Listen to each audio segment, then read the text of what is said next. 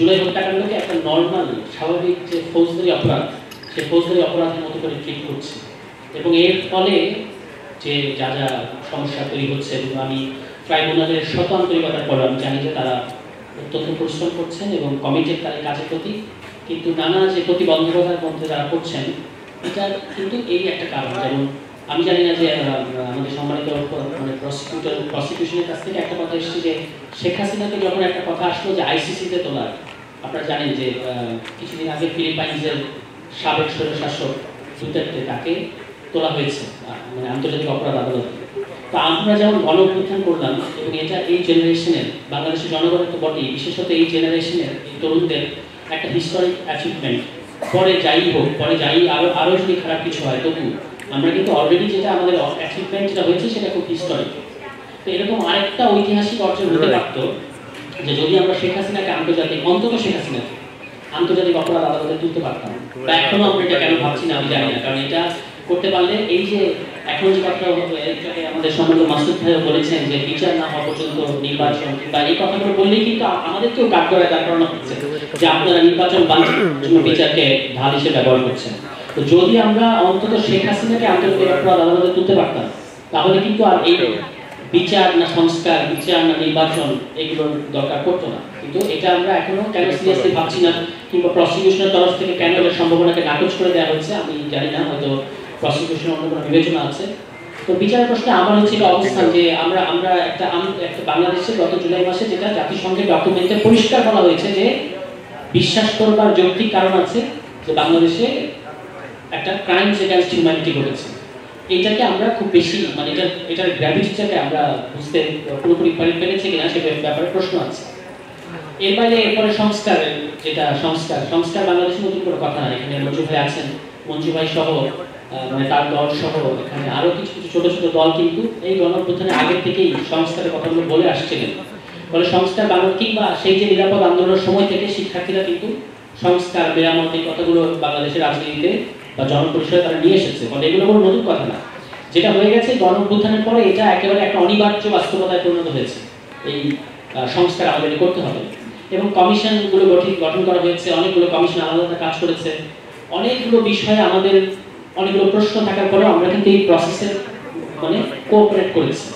যেমন কতগুলো আমার কাছে মনে হয়েছে যে অনেকগুলো মানে লুপহোল আছে এই পুরো প্রক্রিয়ার মধ্যে, সংস্কারের প্রক্রিয়ার মধ্যে। যেমন আপনারা যদি যাদের মনে আছে, মঞ্জু ভাই আছেন, তিনি আরো ভালো জানবেন যে 90-এর স্বৈরাচার পতনের পরে, এরশাদের পতনের পরে যে তত্ত্বাবধায়ক সরকার গঠিত হয়েছিল, প্রথম যে তত্ত্বাবধায়ক সরকার শাহাবুদ্দিনের সরকার, তারা 29টা টাস্ক ফোর্স করেছিলেন বিভিন্ন বিষয়ে সংস্কারের উদ্দেশ্যে এবং সেগুলো দিয়ে দেওয়া হয়েছিল পরবর্তী নির্বাচিত সরকারের কাছে। কিন্তু ইতিহাস বলছে যে একটা সংস্কার বাস্তবায়ন হয় না। এটা হলো 1 নম্বর কথা। 2 নম্বর কথা হচ্ছে 3 জোটের বিখ্যাত রূপরেখার কথা আপনারা জানেন। 3 জোটের রূপরেখা যেটা একই দিনে 1990-এর 19 নভেম্বর ঢাকা শহরের 3টা আলাদা স্পটে 3টা রাজনৈতিক জোট, আওয়ামী লীগের একটা জোট, বিএনপির একটা জোট, বামপন্থীদের একটা জোট, এরা 3 জোটের রূপরেখা ঘোষণা করেছিল। সেখানেও কিন্তু অনেকগুলো কথা ছিল যে বাংলাদেশে কখনো আর ভোট কারচুপি হবে না, বাংলাদেশে কখনো মিডিয়া কু হবে না, বাংলাদেশে কখনো মত প্রকাশের স্বাধীনতাকে হস্তক্ষেপ করা হবে না এবং একদিনের জন্য অনির্বাচিত সরকার ক্ষমতা গ্রহণ করতে পারবে না, ইত্যাদি ইত্যাদি। প্রধান কথাটা ছিল দুটো কথা। একটা হলো সার্বভৌম সংসদ হবে, যেটা একটা ফান্ডামেন্টালি রং কনসেপশন, এটা আমি আপাতত করবো না।